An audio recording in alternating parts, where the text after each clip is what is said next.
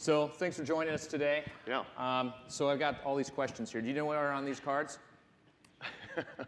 I have no idea what's on those cards. All right, that's good. This will be fun. Are we going to play word association? Exactly. Most people know he's got a career in improv we'll talk about in that bit. So we're going to improv. What's the one question you don't want me to ask today? You can ask me anything you want to ask me. Okay, are you going public today? Not as far as I know. Okay, all right. That's what everybody wanted to know anyway. So, all right. Now we're done with all that stuff. Let's get into the fun stuff. Where are you from? Detroit. A town outside of Detroit. Troy. Wow. By the way, I always tell the people who aren't from Detroit, they say Detroit. Yes. So if you see someone who says they're from Detroit, you know they're lying. Yes, that is true. Ironically, I'm also from Troy, Michigan. So, you know, this is the Amazing. Troy boy. I know, incredible. So when you grow up in Troy, Michigan, what do you want to do when you grow up? Oh gosh, I think I variously thought I would be a lawyer or something like that. I remember telling my 8th grade counselor, I'm definitely going to be a lawyer. And then, I immediately I went to college and had absolutely no interest in being a lawyer. I knew I was going to major in computer science when I was a freshman at Michigan. And then obviously the computer science thing didn't work out so well for you, as you then did what? Well, it worked out great for me. I had a degree in, I talked about this at commencement. I got my degree in computer science, but at the time at Michigan, the CS department was in the School of Literature, Science, and the Arts, not in the engineering school. And so you had to have a bunch of arts credits to graduate. And I remember my senior year, I thought, well, I got to take something where I don't have a lot of homework because I only want to work on my operating system stuff at night because that's the kind of fun person I was to hang out with. And so I decided I would take an acting class because, well, we'll just go, say Arthur Miller lines to each other and I won't have to, I can work on my code at night. And I liked it so much that I took another one my second semester and started doing stand-up at the student union. And so by the time I graduated, I turned down my programming offers and went to Chicago to improvise at Second City. Yeah, so when you were at Second City, let's do a little name dropping. Who were you with? When I was first studying at Second City, like taking improv classes and everything, and the first kind of improv groups I was in, Steve Carell was in my group. So I performed with Steve a bunch. And then, Rachel Dratch and Horatio Sands and those kinds of folks were all good friends. When you saw the 40-Year-Old Virgin movie and Steve Carell was on his back and they were ripping hair off his chest doing the waxing scene, were you thinking, damn it, that should be me? No, I didn't have that thought. All right, well, clearly. I did, I think I did tell this story, but I did see him for the first time in like 20 years last year at the Lucille Packard Children's Hospital. And I brought this photocopy of a review of our group in the Chicago Sun-Times, and we were going through the picture and talking about where those people were now and so forth. And he patted me on the back and said, "I'm really sorry it didn't work out for you." Yeah. So you're in Chicago, you're doing improv. Yeah. Give us a short history of how you get from improv to FeedBurner as a CEO of a tech company. Yeah, so first of all, I got auditions for things and just didn't get any of them. So that was one part of the strategy. But the internet happened, and I remember thinking at the time, I was doing some work at Accenture, and they were really focused on Lotus Notes as this is where all this stuff is going to happen. And when I first saw Mosaic, I remember thinking, this thing is so extensible. It's like this extensible framework that you can do all these other things with. And so immediately, upon I think it was within a month of seeing that, I got to do this. So I started a little network media shop building websites for people, and then the next startup was really building technology instead of sites, and then we kind of went on from there and there. And so FeedBurner was my 4th company. So it's funny, I too was at Accenture, also with Lotus Notes. I'm beginning to think, we've got creative background. Can I be the next CEO of Twitter maybe? I mean, it's possible. I feel like I'm in line. You might be. All right, so you were in Chicago, you did a startup. One of the things that's interesting, we're here in the mecca of startup world. Yeah. You're here in San Francisco. How did you find Chicago and the Midwest in general as a startup town? You have a small office in Detroit now. What do you use the differences? Is it up and coming? Is it on the way down? What do you think? I think it's absolutely possible and great to do startups outside of the Valley. And you'll hear people out here with some frequency say, oh, you have to be out here. You have to come out here because it's for whatever reason they say.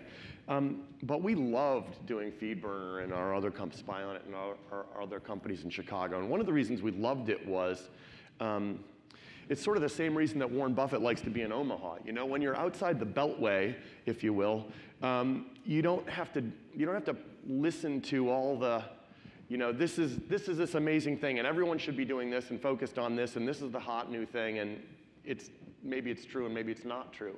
I remember when we were doing FeedBurner, I was out here for some partnership meetings, and a bunch of investors were telling me, oh, we're all trying to get into Deal X because Deal X is going to be this amazing thing, and you can't believe it, and it's a home run. It's all my VC radar is off the charts for this thing. You need to be talking to them, and the company raised a ton of money and was out of business like 8 months later.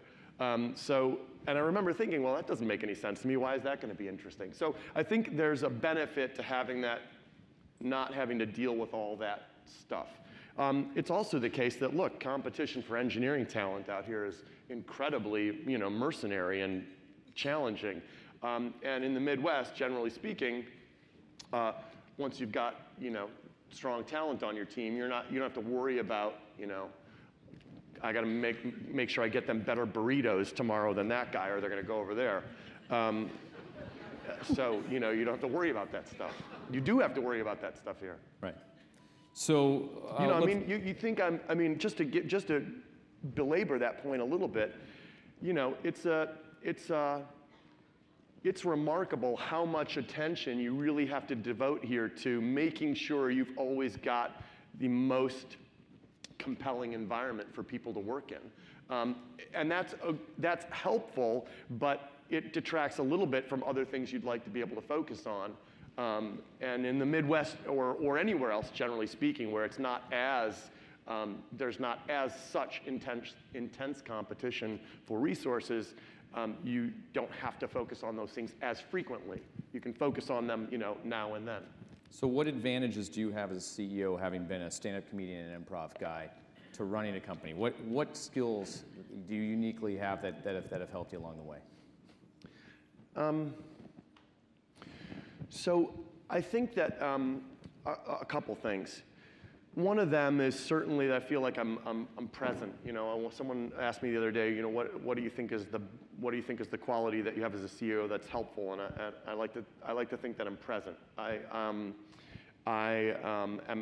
out there with employees. I make sure I know a bunch of the individual contributors individually and what they're working on, instead of like those people over there who are focused on that thing, but I only talk to their director.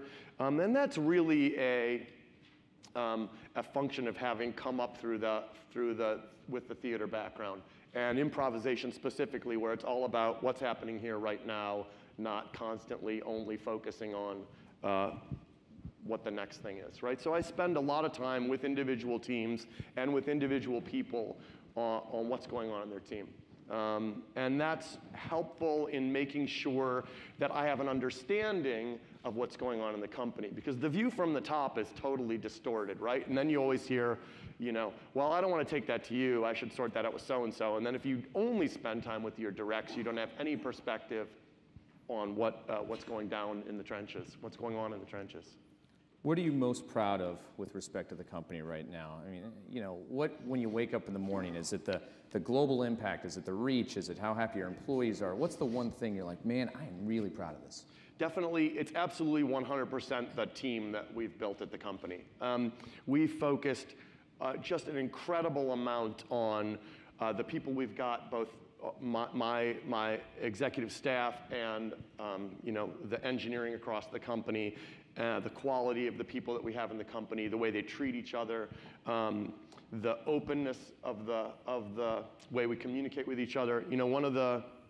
I'll give you a couple examples. I teach a management class at the company that I created because I realized that my managers were all doing things differently. And the thing they were doing differently was based on whatever success bias they had from where they came from. Well, at eBay, we do it this way. Well, at Google, so we're like, well, we're not at eBay or Google, we're at Twitter. So I And in fact, it came to me because I had an individual engineer come up to me and say, hey, Dick, should managers here be having one-on-ones with their employees or not? And I said, well, why do you ask?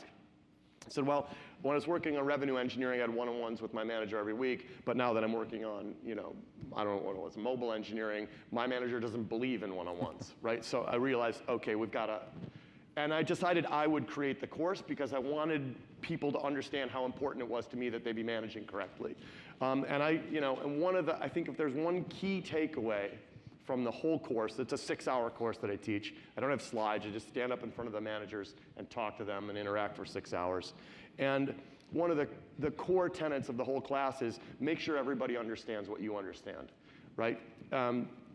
And I think that the whole culture of the company has that great sense of make sure everybody understands what you understand. So when that happens, politics kind of, drips away, right? Because you don't have the guy walking over there and going like, what are those guys doing over there? I never see them here late at night, and they're always screwing around, and you don't have that because everyone sort of understands what's going on across the company. What are you least proud of? What's, boy, I wish this was different.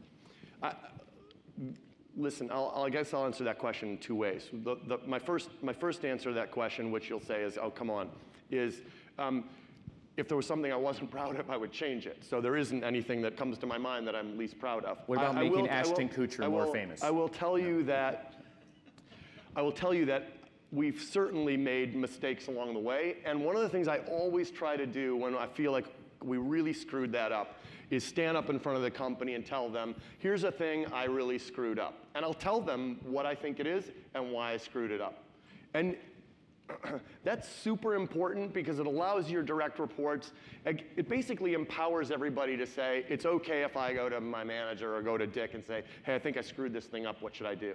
Instead of, I think I screwed this thing up, I'm going to get yelled at. And so I think that's great. And as long as we're always doing that, and all of us, everyone on my team is doing that, I think that's good. What do you feel like emotionally on a day where news breaks on Twitter well before other things? I can think of 2 things. The recent Boston bombing. I can remember learning a half an hour before any news source reported that Osama bin Laden had been killed. You're sitting there, you're CEO of this company. Yeah. That's this distribution network. It's 140 characters. It's for social media. Blah blah blah blah blah. And suddenly, you are the fastest reporting news service in the world. How do you feel about that? So the interesting thing about that is that in the moment of when that's happening, we don't have a sense of that inside the company. So I'll use an example you just gave. During the Bostons and bombing, which were obviously horrible, I had a friend who was running Boston, and they were tweeting. They had set up their Twitter account to automatically tweet when they hit the, when their RFID badge hit the mile markers. And their last tweet was at mile 25. And then the next news was the Boston bombing. So my only thought was about, oh my gosh, he was going to be right there. And you later on see this impact that you had, right? And I think that most of the people in the company would tell you the same thing. Like in the moment of the event, whatever it is, you don't have the experience of Twitter is the way this event is being experienced. You have that after the fact. Whether that's a pre-planned event or a spontaneous unplanned event. Do you have a particular tweet that really affected you emotionally, powerfully, that your most powerful tweet, something you read that you'll never forget? I think that the way I think about when I'm amazed by Twitter is when you see these artificial barriers to communication that are completely eradicated. So what I mean by that is there's all this. There are all these barriers to communication between any 2 individuals that are erected by status, celebrity, geopolitical boundaries, et cetera, that cause it to be the case that there are lots of different kinds of people that don't ever communicate. And when you look at Twitter, you see all of those eradicated. So you'll see, this woman in Canada asking the president of Rwanda, Paul Kagame, these questions like that they're sitting here and interacting. And the great ones are when you see completely unexpected interactions, like the Canadian rapper tweeting, the first million is the hardest, and whatever he's tweeting about, whatever he's boasting about, and then T. Boone Pickens respond, the first billion is a hell of a lot harder, right? So, that's awesome, and then all these other rappers are like, oh man, Drake just got, punked by this Texas oil billionaire. And that's great, like that doesn't happen, and I mean, my other favorite one is my favorite tweet is, Sarah Silverman had said, she was talking, it was the holidays or something, and she said, if your family is really bugging you during the holidays, just pretend you're in a Woody Allen movie. And Mia Farrow responded right away, I tried that, it didn't work. So, that's probably my favorite. I immediately started following Mia Farrow. That's awesome. My favorite tweet was after the Osama bin Laden capture or death had been reported. Somebody tweeted, OMFG, Osama bin Laden has just been killed. Can't wait to read about it next week in Time magazine. Yeah. I thought that was good. So how much would I have to pay you to increase my character count to say 200? I'm a little wordy. We will never do that, as you all can probably expect by now. One of the things that I love about Twitter and why we bought Vine is this a sense that constraint, real constraint, creates and emboldens all this creativity that you're forced into as a way of telling a story in that few characters or in that few seconds of a video. I think the great thing that the Vine guys did, so Vine are these 6-second videos, was that notion of we're gonna cut this thing all the way back to 6 seconds. You can only post 6-second videos, and as a result, you're seeing exactly that. This amazing creativity around how to tell a story in 6 seconds that I think is fantastic. So you joined the company, if I remember right, it had about 50 people in it? Yes, that's correct. And you got about 1,500 now? No, almost 2,000. Almost 2,000. I wrote 1,500 last week. I guess you guys have been hiring. What is, besides, you talk about the management courses you run. Yeah. What have been your biggest surprises on scaling a company that fast and I mean, how do you keep the wheels on the bus? So I think about that in a couple different ways. I think, so on the one hand, you can only, when you're growing this fast, you can only hire, there's some optimal rate at which you can hire only the best people. And it's a platitude that is widely repeated that, well, we only hire A players, and you have to hire A players because da-da-da-da-da. Like, oh, well, no one, my reaction to that is kind of like, okay, like, so what? And who comes in here and says, we only hire C people because it's silly.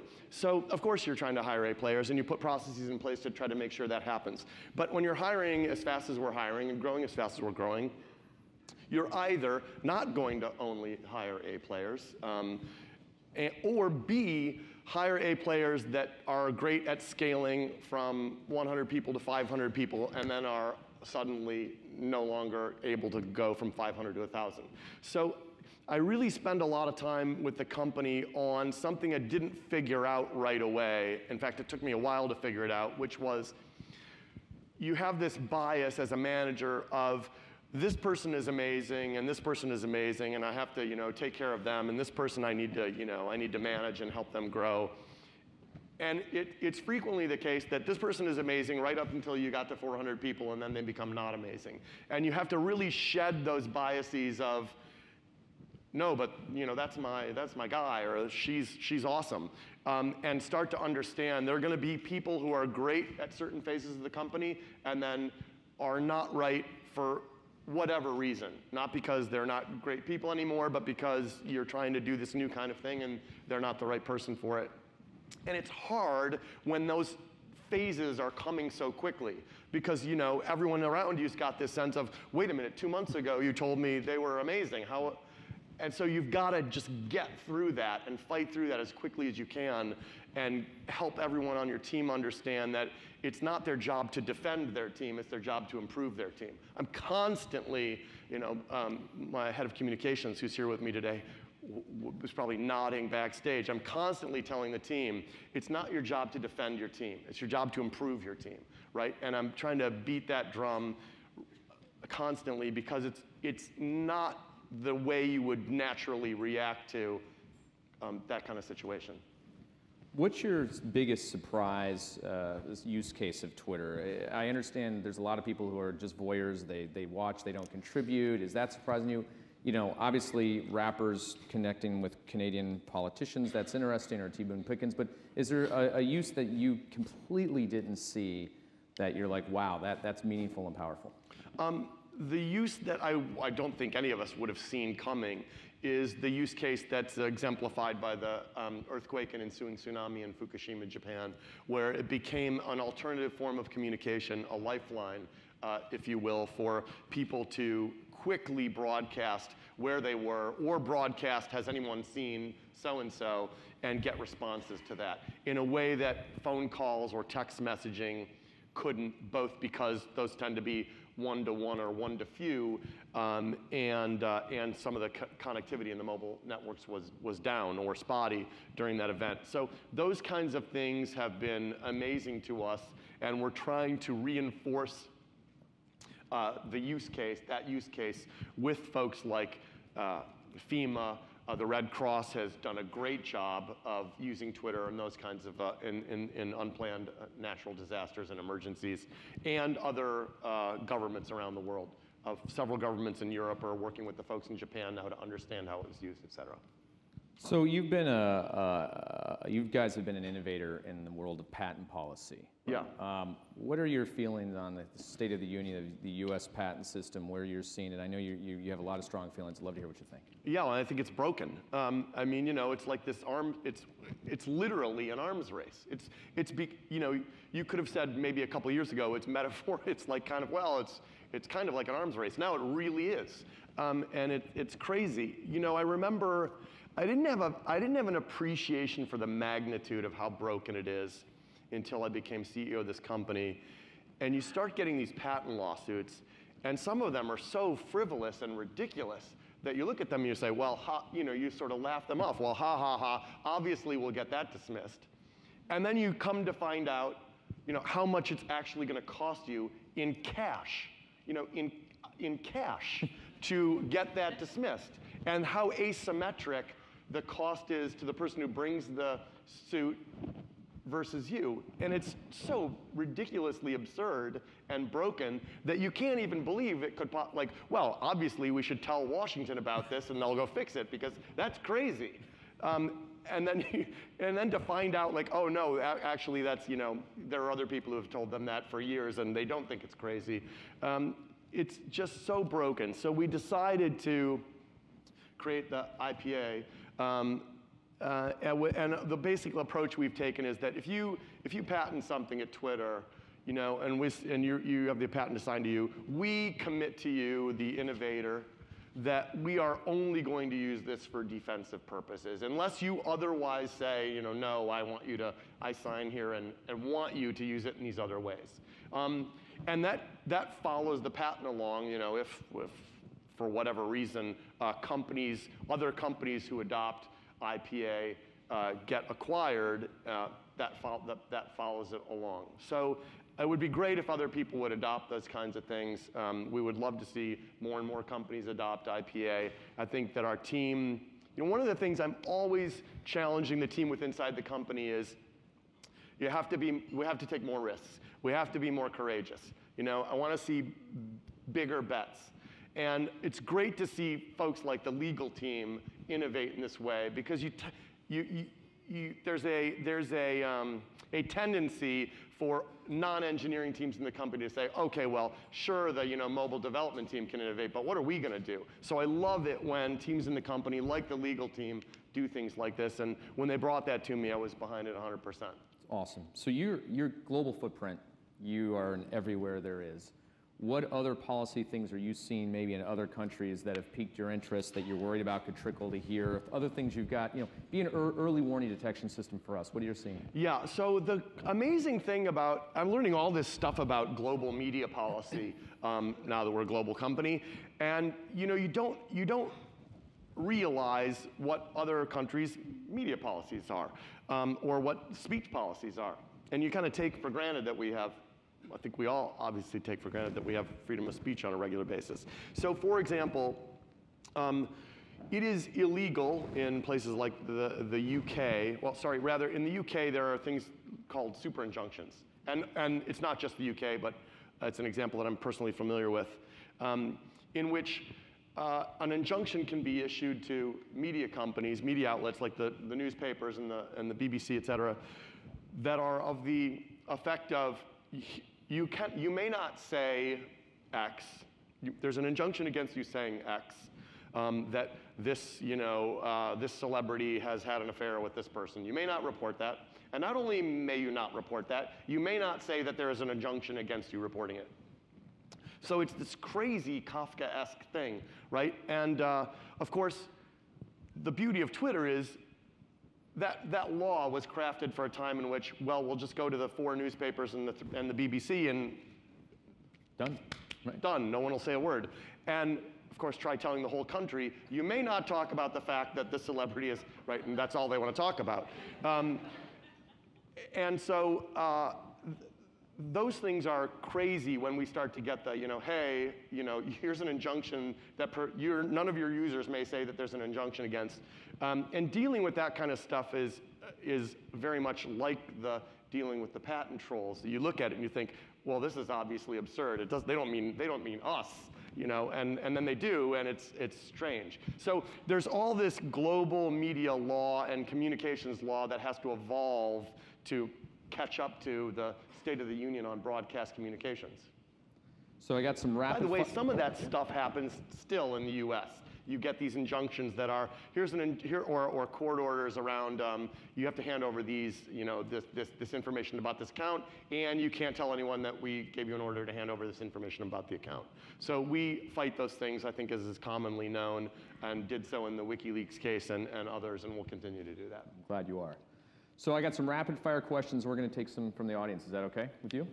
It's okay with me. All right. Do you have a favorite joke? I might not have rapid fire answers, but you can have rapid fire questions. You can say no. Okay. Do you have a favorite joke? The next one. Okay. Who's your favorite comedian today? Today, Zach Galifianakis, but it changes regularly. Okay. Best thing about venture capitalists? That was your favorite joke. Picking up the check at dinner. Picking up the check at dinner. I guess I have to ask, what's the worst thing about venture capitalists? Dinner. No. I didn't, come on. No, that was too easy. You set me up for that one. What would you be doing if you weren't at Twitter right now? One of the funniest things about this job is I'll have people ask me, what are you going to do when you're not at Twitter anymore? And I feel like, I'm this wide receiver in a football game that just caught the pass over his shoulder and sees and is racing down the sideline, and the coach is tapping me on the shoulder and saying, hey, what are you going to do after the game? Like, what? I so don't think about that. I mean, I'm in the eye of the hurricane, and there's all this stuff happening, and it's so fun. Like, I haven't given that even a moment's thought and wouldn't even know how to begin to answer that. Name another startup tech company, innovative company that really inspires you. Amazon. I think Jeff Bezos is amazing. I think the way he's thought about building out the platform that company has is exactly the kind of model we want to build at Twitter. He did this great thing when they launched Amazon auctions to try to compete with eBay way back in the 90s, and I remember I myself and others said, well, that's it for eBay, and of course that didn't work. And then his next approach was, well, what if I just let the ecosystem of merchants build into Amazon and leverage our existing capabilities, like our recommendation engine and our logistics, et cetera, et cetera. And that is absolutely something kind of a model we're trying to replicate at Twitter. Let developers build into Twitter. Let the canvas of the tweet flow anywhere and let developers build into that canvas. Tell us something you're sick and tired of regarding the tech ecosystem. Is there anything that just bothers you? Yeah, I referenced it earlier. This kind of this snarkiness about other things that are going on in the valley and the city, and the constant self-referencing negative commentary about what those guys are doing, or can you believe how the valuation those guys got on their latest deal. One of the beauties of being in Chicago was you don't have to listen to that stuff. Like, who cares? Like, people focus too much on like what everyone else is doing, and I think it's probably a problem in every industry, but you particularly notice it out here. If you could hire one person away from another company to join you, who would it be? Well, I already talked about him, Jeff Bezos. All right. Yeah, you know what? He's got a great, thing I really love about him is he's got this great attitude on success. You know, I heard him once say, hey, there are lots of ways to be successful. I think that's a great lesson, right? People start to think in terms of these success biases or pattern matching to this worked before, so we got to do it that way. And that notion of, yeah, this other way of doing it might be totally reasonable. We should pursue that or think about it. I wish there were more people like that. Last one for me before we open it up. Name one Twitter person account that we should all be following.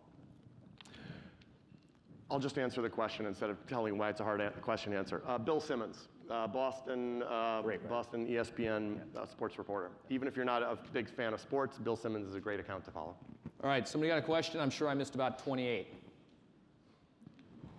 Microphones over somewhere. I can't see anything with the lights. Oh, come on.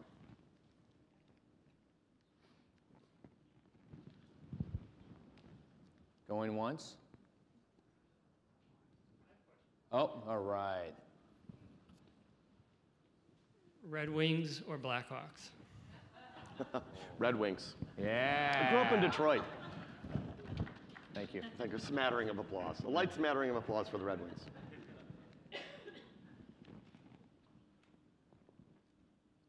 Well, oh yeah, there's one. Jesse. Hey, Dick, I don't know if I'm disqualified because I'm a journalist and I don't want to take the stage here, but you spoke about your strategy for management in that 6-hour class you taught. I'm always amazed when I visit tech companies about, especially ones in hypergrowth, about how seemingly young their employees are. For a lot of them, it's a first job, and how they have to learn on the job how to manage a lot of folks. So when you talk about that 6-hour course, is that just for the senior folks? And how do you more broadly train the next group of folks? Yeah, so it's not just for the senior managers, it's for anyone who manages people in the company. The question of new managers specifically is one I talk to in the class, even though it's applicable to all levels of management. New managers will have this tendency to think that they have to be omniscient, because now that they're a manager, obviously they have to know the answer, and they have to make the decision, because that's why they were promoted to manager, to do all this stuff. And I try to remind them that it's not your job as the manager to be omniscient, right? It's not your job to make the decisions, it's your job to make sure the right decisions get made. And I'll give them examples of when I do things like that. Like, we'll be in some meeting trying to prioritize a couple things, and there's some particular contention on my staff about it, and I'll pick two people in the room that don't usually work together, like, I don't know, the general counsel and the VP of product engineering, and say, why don't you guys go away and propose something and come back next staff meeting and suggest it to the team, and we'll see what everyone thinks. So I try to highlight to them, you know, as a manager, you're totally transparent. Your team will know if you're making decisions about things you don't have any idea about. So don't do that, because it's just going to create misery for your team. I spend a lot of time talking to new managers about ways in which they'll create misery, right? Not communicating clearly to your team. You know, there's one pancake in the room, and like, Jason wants the pancake and Dick wants the pancake, and the new manager will say, Jason, I really want you to have the pancake, but I don't know, you know, and then they'll meet with me separately and say, nobody wants you to have the pancake more than me, Dick. And don't do that, right? Like, get them both in the room, point out the fact that there's one pancake. You can't give 200% of the pancakes away and then figure it out. And because that's the way you build trust, right? When you communicate clearly with your team and they understand the context for the decision, that builds trust. And those are actually the hardest things for new managers to understand. We got time for one more quick one right there. Yes, thank you very much for being here. I'm wondering if you could give an example of a use case that impacts people's health. And if inside of Twitter you have any thoughts or discussions about the use of Twitter to lower the cost of healthcare in the United States. Yeah, I think that the future of wearable media and broadcasting wearable media is going to have, I can already see it, is going to have a huge impact. You know, my uninformed observation is that one of the interesting things about shining a light on something that you're dealing with on a regular basis causes you to focus on dealing with it more. I mean, I guess that's the whole kind of concept behind the Nike Fuel Band and Fitbit and body media and so forth. And I think that I can see on Twitter when there are accounts I follow, people I follow, that are regularly tweeting things out from wearable media, wearable devices, that they start to focus on that, and you can see them getting better at it. Whether it's the scale, the scale that tweets out your weight, whether it's the Nike Plus tweeting out how fast you ran that 5K, all that stuff is great, and I think is going to be, absolutely huge opportunity in the healthcare space. Everyone, let's give a warm thank you to Dick Costolo. Thank you.